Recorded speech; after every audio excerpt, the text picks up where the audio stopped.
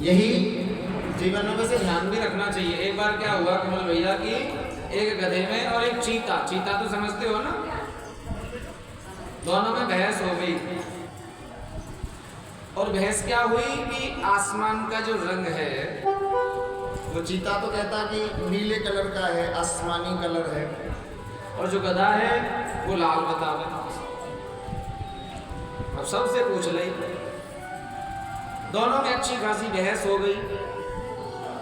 जब कोई फैसला नहीं निकला तो दोनों राजा के पास में गए, शेर के पास में। शेर ने दोनों की बहस सुनी माता जी, और फैसला सुनाया कि गलती चीता की है, ये झूठ बोल रहा है, इसमें 10 डंडा लगाई जाए। चीता मन में सोच में लोग हमारा तो राजा हुआ सोई जी है, आसमान लाल कलर को कब दे लगभग, अभी तो आसमानी कलर हो, राजा उन्हीं कह रहे हो यही की गलती है। बेचारे चीता में 10 डंडा लगाए गए। गदाते कि भैया तेरी कोई गलती ना, तू सही है, तू जा, हाँ तू अपने घर को जा। और जब गधा अपने घर को चले, वो चीता ने जो कही महाराज जो बताओ, वैसे तो खैर काऊ बात में तुमसे कम ना हो भाई, चीता भी खतरनाक जानवर है, शेर से कोई विशेष कम नहीं है, कई बार धाराशायी भी कर देता है शेर को चीता भी। पर आसमान का रंग तो आसमानी है, तुमने मुंह में डंडा काहे को लगवा दिया? और ये बता, वो तो गधा है, तूने उससे बहस करी क्यों?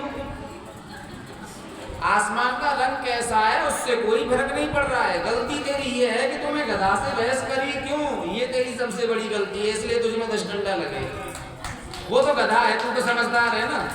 हाँ बोलो महाराज ये गलती है मेरी, मैं तो समझदार हूँ, पर मैंने गधा से बहस करी क्यों? तो क्योंकि जो भारत पूरी दुनिया में समझ लो कि महान दार्शनिक सुकरात कहते हैं कि संसार में जब कभी मूर्ख व्यक्ति से अगर बहस हो जाए तो समझदार व्यक्ति का कर्तव्य कहता है कि चुप हो जाओ, उसी में भलाई है। अगर उससे बहस करोगे तो तुम भी मूर्ख कहलाओगे, भैया मूर्ख है, वो तो था ही पहले से, तुम भी बहस कर रहे हो तो फिर उनमें तुम में अंतर क्या रहा? चुप होने में ही भलाई है। तो हम कथा में कहाँ पे थे? क्या मैया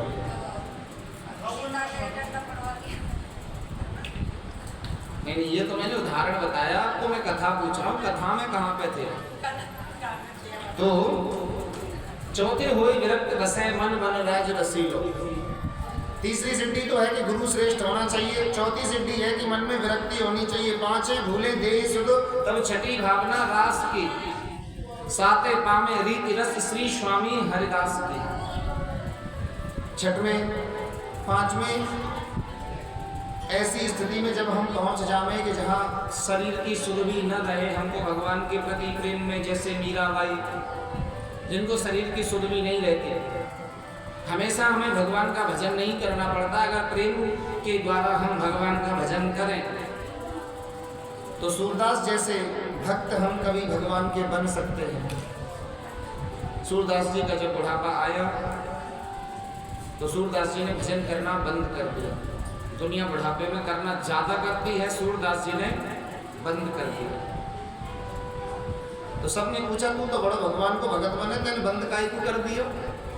बोले मैं भैया कब तक भजन करूं, मैंने बहुत कर लियो। हाँ अब बहुत कर लियो मैंने तो।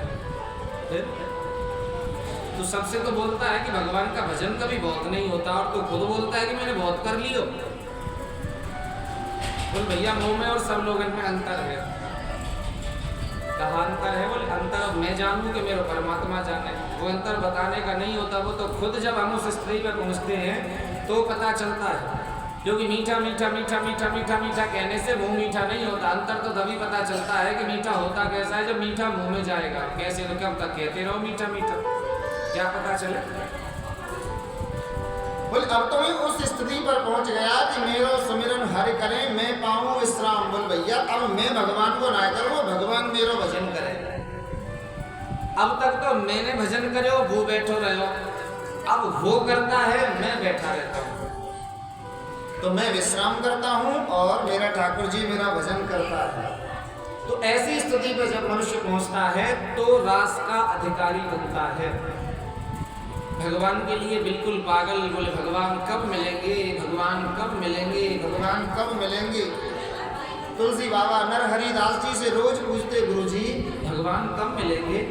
मिलेंगे, भगवान जरूर मिलेंगे। फिर अगले दिन भगवान कब मिलेंगे। अरे बेटा मिल जाएंगे, भगवान इतनी जल्दी क्यों है, चिंता मत करो मिल जाएंगे। फिर अगले दिन भगवान कब मिलेंगे।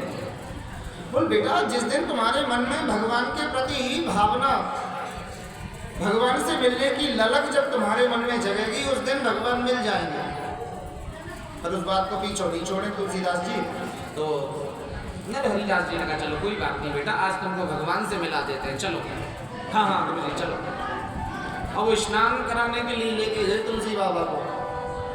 अब स्नान कराने लेके गए तो जैसे ही तुलसी बाबा ने डुबकी लगाई, अब छोटे ही तो थे उस समय, जैसे ही नदी में डुबकी लगाई, उनके गुरुजी ने उनकी खोपड़ी पकड़ ली और पानी में ही उनको डुबो के रखा। अब वो नीचे से ऊपर जोर लगाने पर वो आने नहीं गए। अब पानी तो महाराज ऐसी चीज है कि घबराहट बड़ी जल्दी होती है पानी में, क्योंकि फेफड़ों पे दबाव पड़ने लगता है, सीने पे तो ऑक्सीजन की एकदम से कमी हो जाती है। अचानक से दो महाराज घबराए तुलसी बाबा अंदर पानी में। और इतना देख लिया कि मरने में 5 मिनट लगती है, तो 4 मिनट तक अंदर ही रखा, बोले बस मरे नहीं, बाकी सब काम है जाया कि। और जब 4 मिनट पीछे छोड़ा, एकदम से हालत खराब तुलसी बाबा की, एकदम से बाहर निकले। बोल काहे के गुरुजी तुमने तो मार दियो, मैं भगवान के साथ वास्तविकता में ही भगवान के मिला दियो हो तो वास्तव वो भगवान के ना मिल लो, भगवान ही मोती मिलाओ तुमने तो मैं मिला दिया हो तो भगवान थे। मैं भगवान से मिलना नहीं चाहता, ऐसी कोई कृपा करो भगवान मोते मिले। बोल बेटा भगवान भी तोते ऐसे ही मिलेंगे, जैसे आज तू हवा के लिए जल के अंदर तड़प रहा था, जिस दिन भगवान के लिए ऐसी तड़प तेरे मन में हो जाएगी, उस दिन 1 मिनट तू भगवान दूर नहीं है, उस दिन भगवान मिल जाएंगे। जैसे प्राण वायु के लिए हम अंदर जल में तड़पे, वैसी ही तड़प भगवान के प्रति जब होगी, वैसा ही प्रेम जब भगवान के प्रति होगा, तो भगवान मिलने में देर नहीं करते। प्रेम से बोला राधे राधे राधे राधे। दूसरी बात की गोपी का मतलब केवल स्त्री से नहीं होता, गोपी का मतलब होता है गोपी इंद्रियम कृष्णम रसम पिबती इति गोपी, जो अपनी प्रत्येक इंद्री से कृष्ण रस का पान करे, भगवान के नाम का पान करे, वो गोपी। तो भगवान के प्रति पागलपन में समर्पित हो जाना भी एक प्रकार की भक्ति है, क्योंकि संसार में मनुष्य पागल ही हो रहा है। कोई पागल है धन दौलत का, कोई पागल बेटा नारी का, और सच्चा पागल वही है जो पागल माँ के बिहारी का। तो सब अपने अपने पागल हैं, जो जैसा पागल है वो है ही है, पागल सब है अपने अपने हिसाब से। लेकिन सच में तो हमें प्रेम उस परमात्मा से करना है, कर यारी उस यार से जो सब यारों का यार है, सब में बैठा है छिप करके सबका पालनहार है, जो रहता सबके अंदर है। लेकिन मनुष्य की सबसे बड़ी ये भूल होती है कि रहता तो अंदर है, ढूंढते बाहर है। जिस दिन मनुष्य ने अपने अंदर ढूंढने का प्रयत्न किया, उस दिन परमात्मा दूर नहीं है।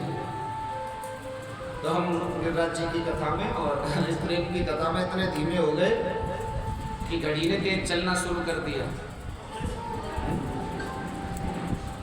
हम कथा में अगर प्रवेश करते हैं ना भैया, तो घड़ी तेज चलना शुरू कर दे,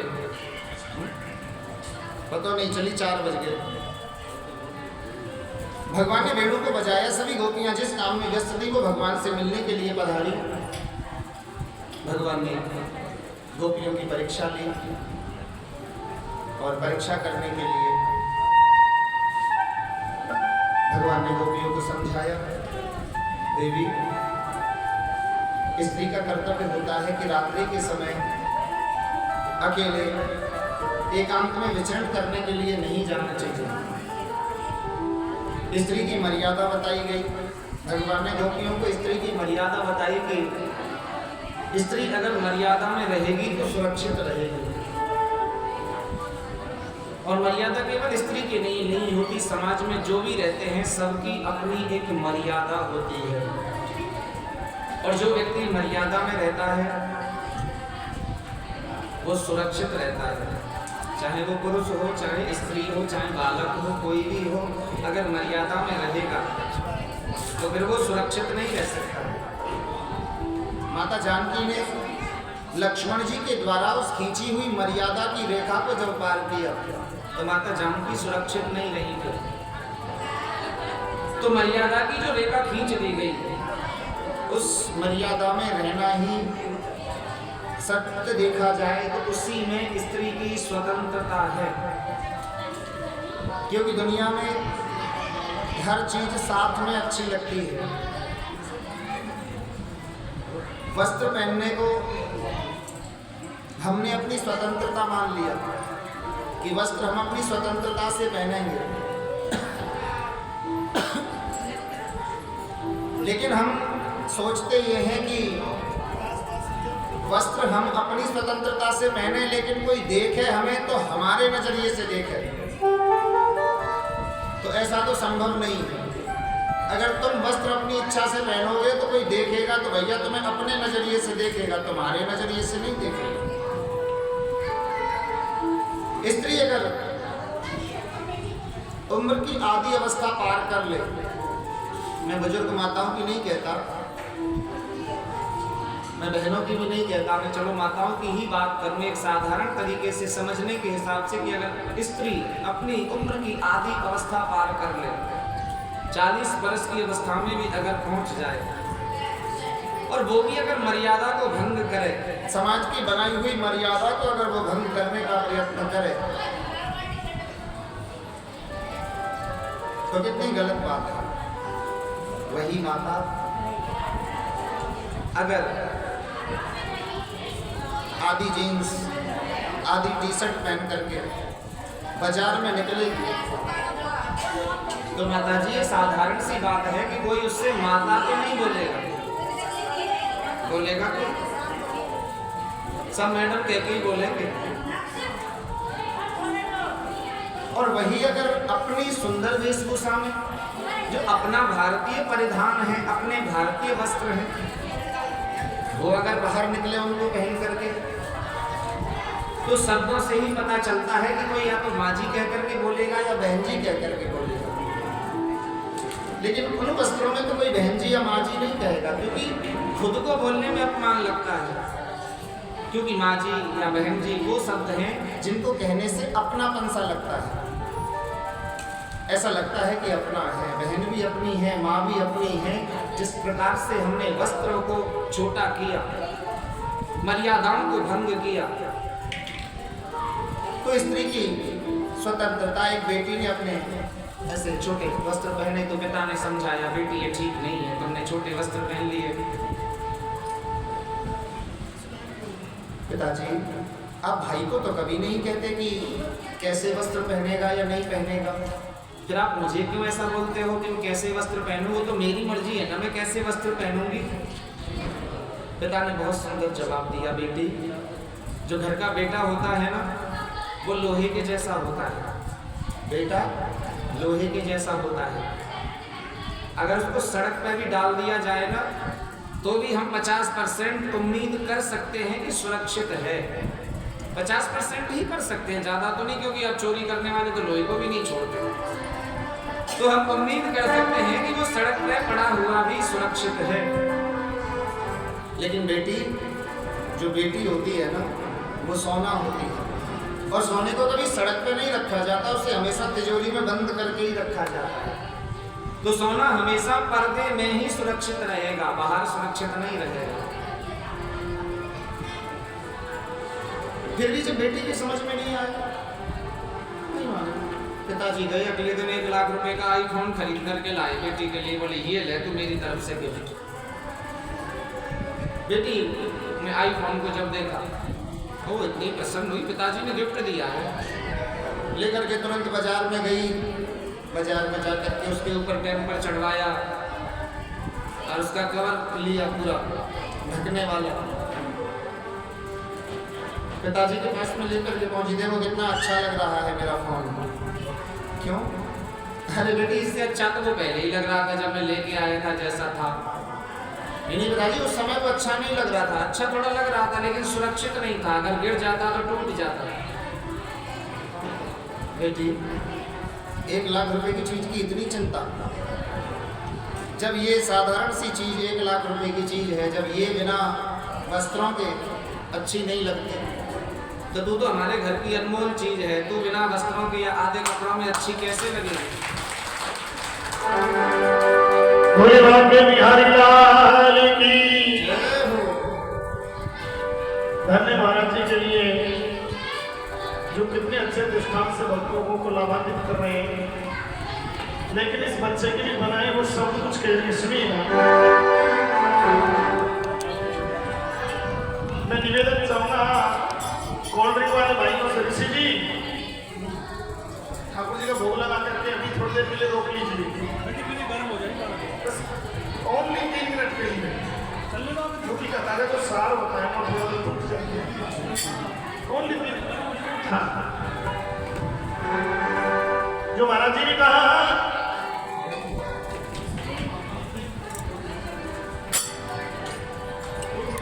बड़ी प्यारी धुन मुंबई गानों की महाराष्ट्री। अरे अगर न मिलते इस दुनिया में,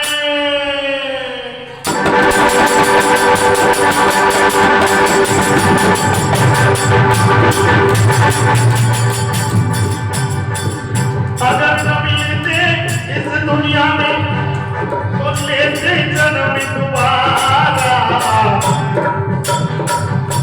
और जन्म जन्म का साथ है।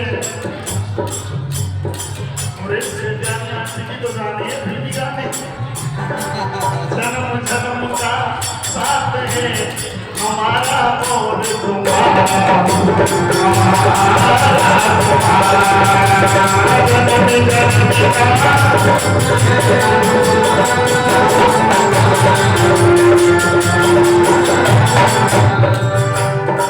ये तो धुन और गाने के साथ मानव भी शैतान हो गया, देश भेदिया धारे। हमारी बहन बेटी घरों में भी सुरक्षित नहीं है, लेकिन प्रतिदिन तुम देखते हो कितने अत्याचार हो रहे हैं। अरे मानव भी शैतान हो गया और भेष भेदिया धारे। 100 में से 80 लोगों के तन को मन